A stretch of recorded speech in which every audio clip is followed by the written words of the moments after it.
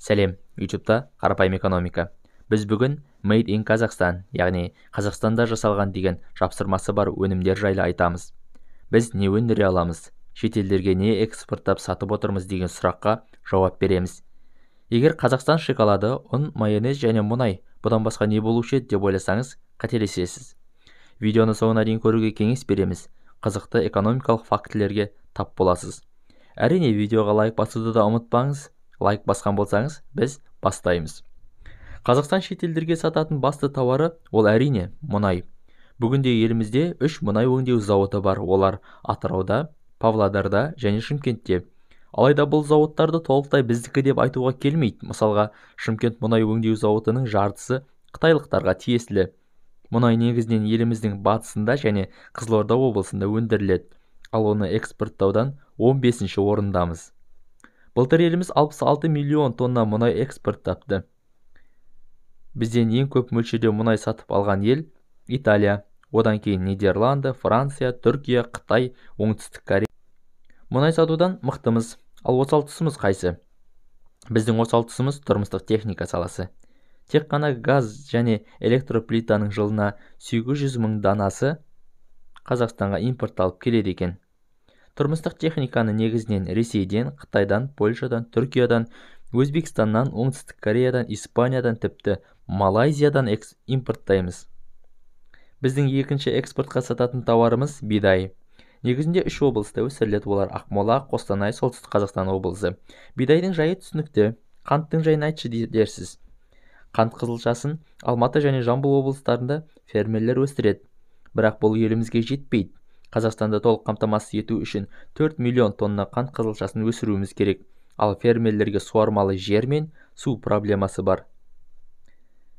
Әрі қант жасаушы зауыттарға шикізат Бразилия мен Кубадан әкелінеді. Әрине, Ресей арқылы. Енді ет туралы айтсақ, елімізде әр азамат жылына 82 килограмм ет тұтынады екен. Ең көп ет жейтіндер Алматы, Павлодар облысында және атыраулықтар. Ал Шымкент қаласының тұрғындары ең аз ет жейтіндер. Олар бар болғаны жылына 52 килограмм ет тұтынады. Негізгі етті өзіміз өндіреміз. Шетелдерден де сатып аламыз. Қазақстанға ет сататын елдер Америка Құрама Штаттары, Ресей, Украина және Белоруссия. Елімізде 20 мыңнан астам ауыл шаруашылығының кәсіпорындары бар. Негізгі шоғыры Алматы, Ақмола, Түркістан облыстарында шоғырланған. Жиһаздың да басым бөлігін өзіміз жасаймыз. Шетелден сатып алатын жиһазымыз аз, алайда өзіміз өндіретін жиһаздың шикізатын негізінен Ресейден сатып аламыз. Ал еліміздің солтүстігінде, нақтырақ айтар болсақ, Петропавл қаласында Киров атындағы зауытта ноутбуктер мен планшеттер жасаймыз. Аса күрделі геймерлерге арналмаса да, қарапайым жұмысқа, оқуға жарап тұр. Ноутбуктердің орташа бағасы 105 мың теңге екен. Бағасы да аса қымбат емес. Алайда бұл ноутбуктер тек бізде құрастырылады демесек, негізгі бөлшектері Қытайдан келеді. Бұл зауыттың тарихы терең.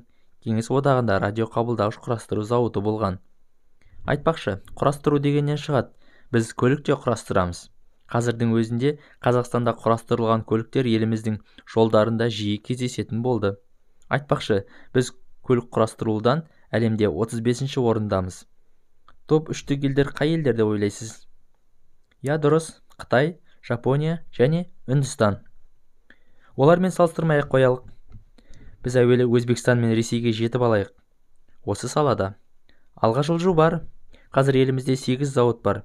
Негізгілері Қостанай мен Алматыда. Былтыр 22 мың автокөлік өндіргенбіз. Оның 19 мыңы жеңіл авто. Айтпақшы, біз әскери техниканы да құрастырамыз. Я, өзіміздің Paramount Engineering компаниясының жігіттері бронды техниканы құрастыруда. Сонымен қазір елімізде 400 мыңнан астам ірілі ұсақты зауыт фабрикалар бар. Олар негізінен шикізат өндірісі, текстиль саласы, өңдеу және құрастыру өнеркәсібімен айналысады. Алайда, бәрі жақсы, бәрі керемет, тамаша деп айтуға келмейді. Біз шикізат сатамыз. Алайда сол байлықтың 100%-ын өзіміз иемденіп отырған жоқпыз.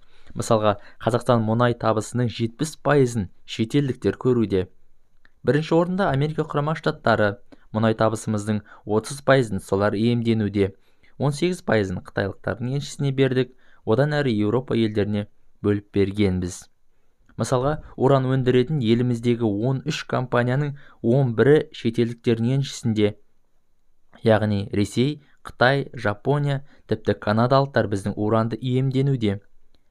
Не болды? Бұл жаңалығым ұнамады ма? Ішіңіз қайнап баратыр ма? 13 уран өндіру компаниясының 11-і шетелдік. Ал енді сізге сұрақ қояйын. Уран қандай болады? Қатты ма, қою ма, сұйық па? Түсі қандай болады? Қай жерлерден қалай алынады? Қайда пайдалануға болады? Пайдасы қандай? Білмейсіз бе? Міне, жауабы да осы. Мұндайда қазақ не деуші еді? Ит жоқта шошқа үреді деуші ме еді? Қазір елімізде дәл осындай жағдай болып тұр. Бұл саланы ары қарай қаза беретін болсақ, саясатқа барып тірелеміз.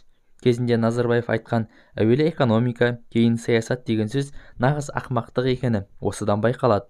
Адамның әуелі қолы, кейін аяғы өспейді ғой. Бәрі бірге өседі. Экономика мен саясат та дәл солай.